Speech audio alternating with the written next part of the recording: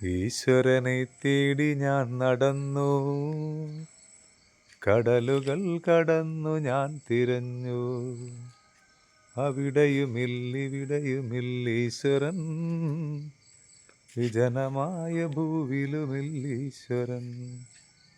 ഇത് ഇന്നത്തെ ചോദ്യമാണ് കേട്ടോ.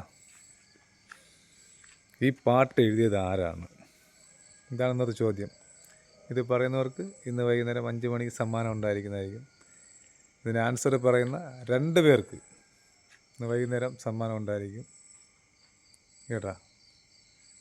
ഈ പാട്ട് എഴുതാറാണ്. പാട്ട് ഒന്നുകൂടെ ഞാൻ പറയാം.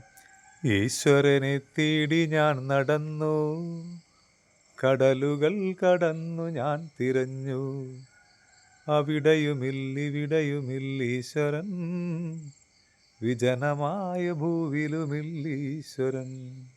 Thank you.